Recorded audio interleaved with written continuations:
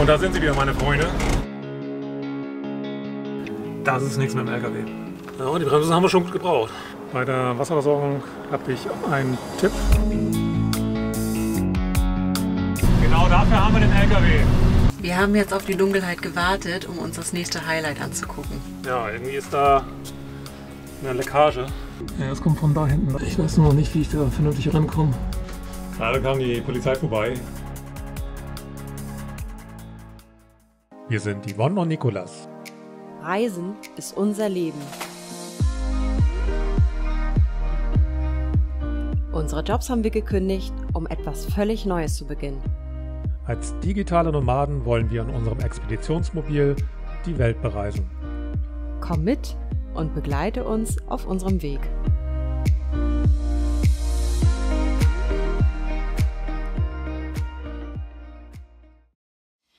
Guten Morgen zusammen. Guten Morgen.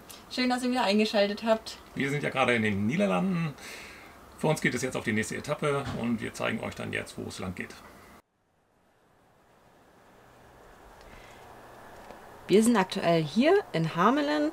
Wir werden gleich 44 Minuten Richtung Norden fahren zur Festungsstadt Naarden. Und von dort geht es dann auch nochmal so ungefähr 45 Minuten, würde ich sagen, am Meer entlang Richtung Harderwijk. Dort werden wir uns einen Stellplatz für die Nacht suchen und da gucken wir uns dann auch das Aquädukt an.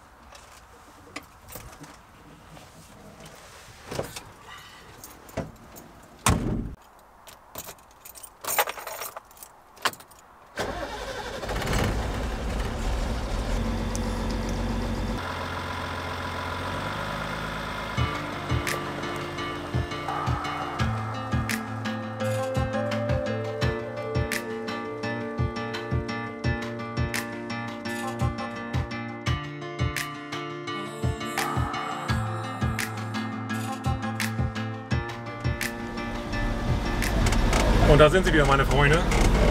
Die Hubbel. Mal sehen, wie häufig die uns noch begegnen werden hier in den Niederlanden. Ja, zum Glück bauen sie sich ja nicht auf der Autobahn. Ne?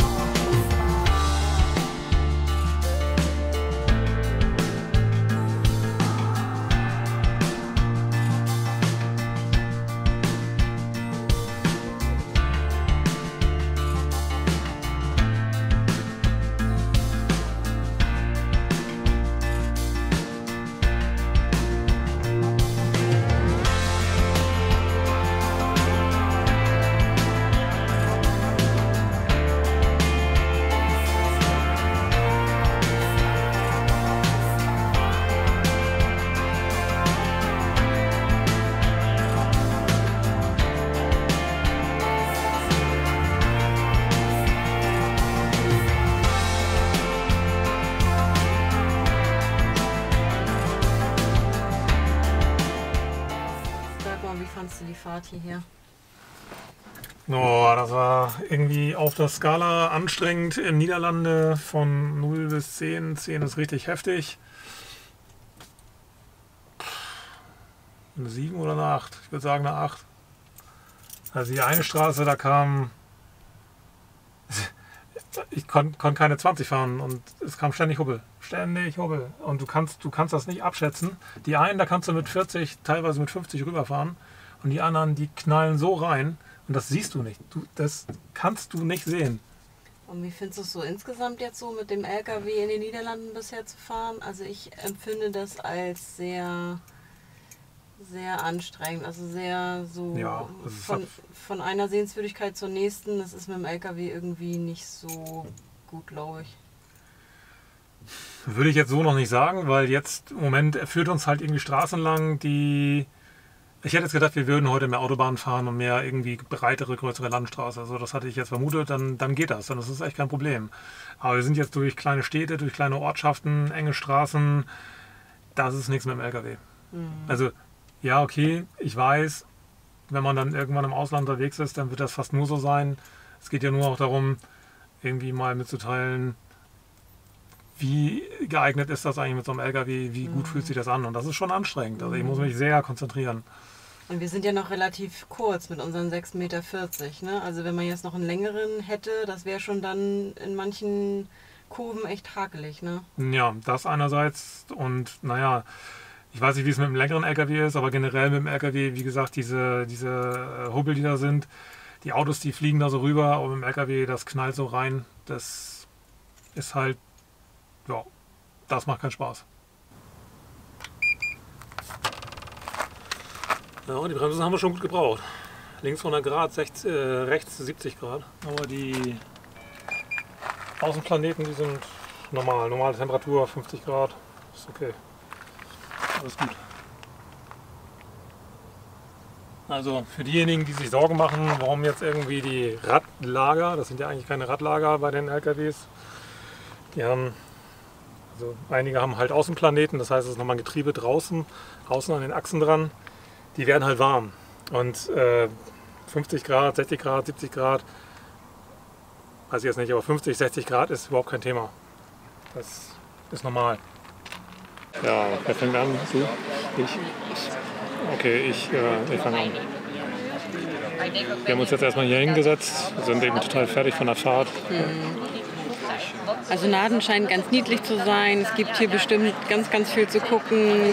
Viele altertümliche kleine Häuschen, ganz süß gemacht alles mit kleinen Restaurants. Und ist bestimmt ein Besuch wert, aber... Ich glaube, heute werden wir nicht viel schaffen.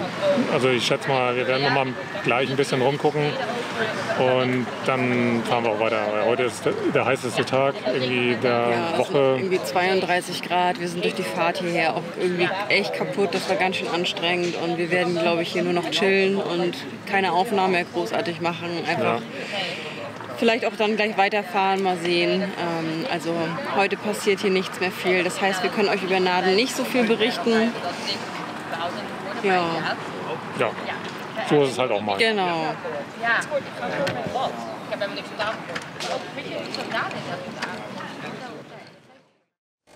Also wir haben leider kein weiteres schattiges Plätzchen gefunden und Irgendwie haben wir auch keine Lust. nee, wir sind total K.O. einfach. Also das bringt auch heute nichts. Das inspiriert uns nicht und Wir fahren weiter. genau. Wir suchen uns jetzt einen Campingplatz in der Nähe von Harderwijk und dann gucken wir mal, ob wir uns da heute noch was angucken. Ich glaube nicht.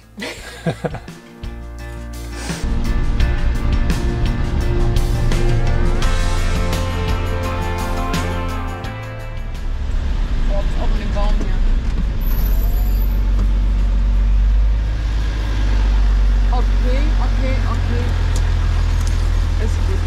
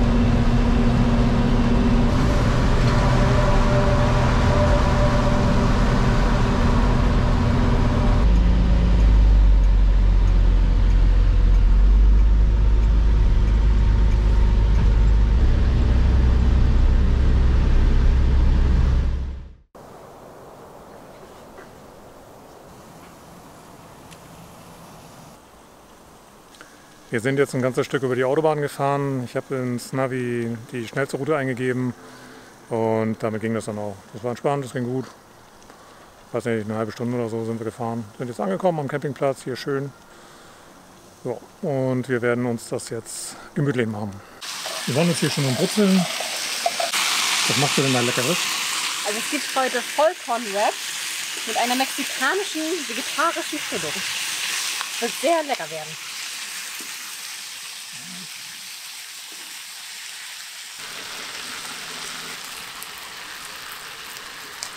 Als Foodblog reicht das noch nicht. Für uns geht es jetzt weiter zum Aquädukt. Wir werden vorher noch einmal entleeren. Eigentlich müssten wir das nicht. Wir sind ja erst seit 1,5 Wochen unterwegs. Und normalerweise kommen wir so mit unserem Abwasser 3 Wochen hin, mit unserem Wasser 4 Wochen. Aber wir wissen ja nicht, wann wir das nächste Mal auf dem Campingplatz sind. Und deshalb machen wir das jetzt.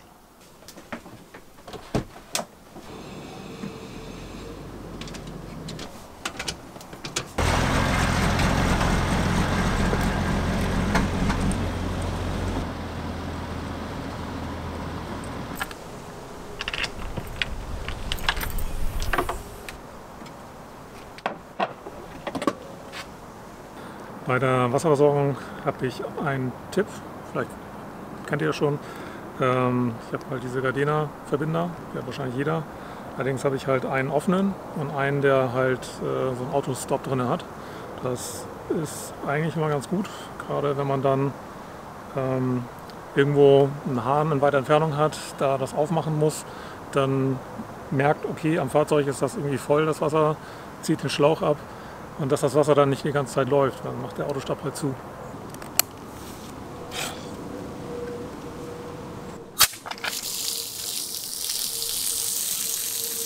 Ich lasse mal ein bisschen Wasser durch den Schlauch laufen, um das alte, was da drin ist, dann durchlaufen zu lassen. Dass man wirklich nur richtig frisches Wasser dann drin hat und nicht die Ablagerung dann in dem Schlauch. Und naja, so ein bisschen Gummi nimmt er dann ja auch mal mit. Also dieses Schlauchgewirrwarr, da habe ich noch keine wirklich gute Lösung für. Außer, dass ich den Schlauch, der eigentlich 20 Meter lang war, einmal in der Hälfte durchgeschnitten habe und jetzt zweimal 10 Meter habe. Das macht es ein bisschen einfacher.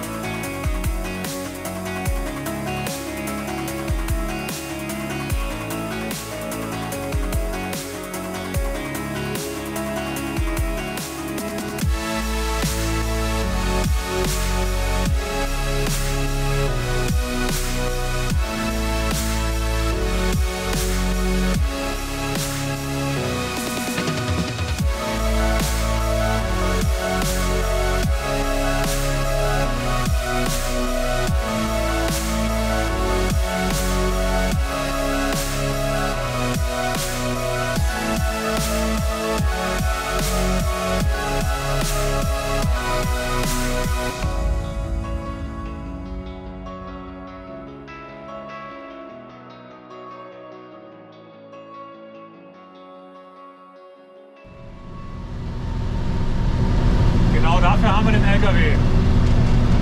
So eine Sicht von oben, unbezahlbar. Total geil. Aus dem Auto oder aus dem Van hättest du das nicht gesehen. Dafür sind die Brücken meistens, die Balustradenbrücken meistens einfach zu hoch.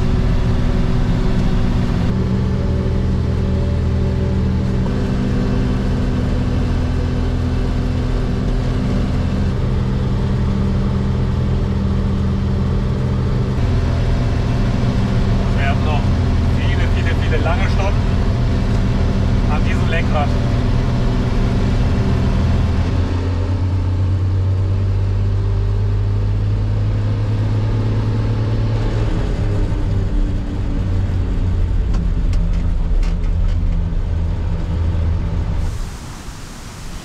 Wir machen jetzt erstmal einen kleinen Stopp hier auf der Autobahn. Ich werde uns erstmal was zum Abendessen kochen. Das Aquädukt, das habt ihr gesehen, von oben richtig cool anzugucken, aber sonst sieht man halt nicht viel, wenn man halt daneben steht. Ja, wir sind heute den ganzen Tag Autobahn gefahren, so 125 Kilometer, war sehr unspektakulär. Nach dem Abendessen geht's weiter. Wir haben jetzt auf die Dunkelheit gewartet, um uns das nächste Highlight anzugucken.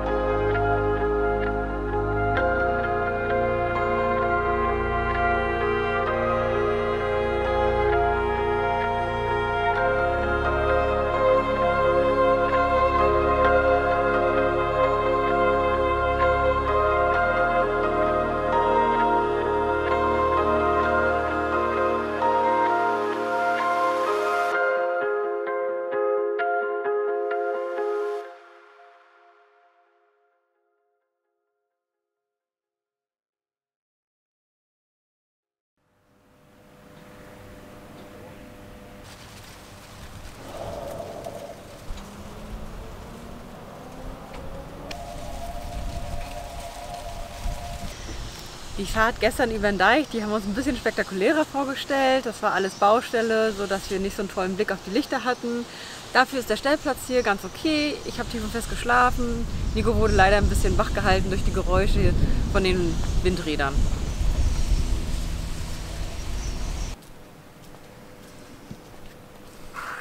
Ja, irgendwie ist da eine Leckage.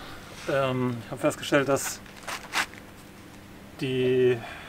das am Schlauch für die Servopumpe, für die Servolenkung, dass da Öl rauskommt.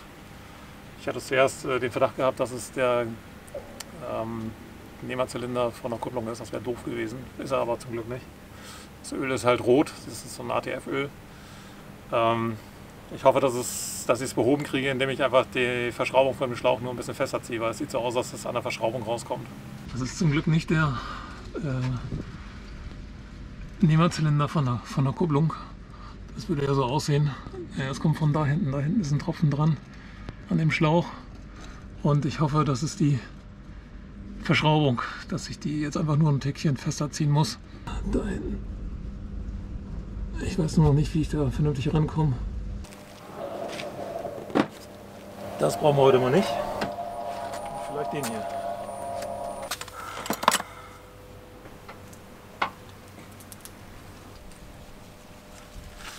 Kannst du ein bisschen fester ziehen.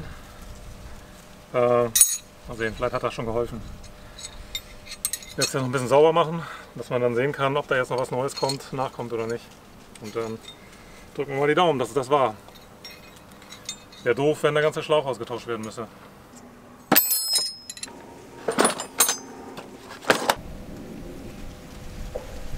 Bei der Gelegenheit ziehe ich auch noch mal die Radmuttern gleich nach oder überprüfe das einmal. Wobei die eigentlich jetzt fest sein müssen, weil ich habe das schon mal gemacht. Aber sicher, sicher.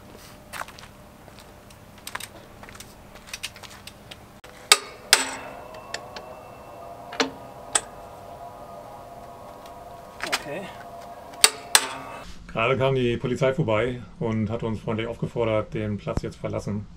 Wir hatten ja eigentlich vorgehabt, hier weiterzufahren. Hatten zwischenzeitlich dann noch mal überlegt, weil so schlecht ist das hier gar nicht, dann doch noch eine Nacht zu bleiben. Ganz hier in der Nähe gibt es auch noch einen etwas versteckteren Platz. Hätten wir den jetzt angefahren, hätten wir wahrscheinlich kein Problem gekriegt. Er hat uns gesagt, dass wir sogar da hinfahren können, um jetzt dann tagsüber noch zu stehen, aber übernachten werden wir da dann jetzt nicht mehr, weil jetzt sind sie vorgewarnt, jetzt wissen sie, dass wir hier sind.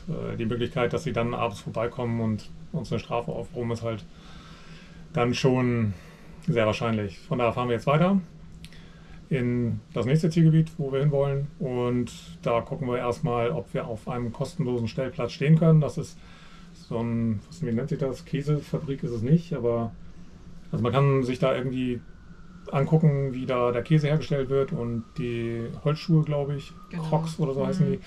Und dafür kann man dann auch kostenlos stehen dort auf dem Platz von denen, im Parkplatz. Und das machen wir.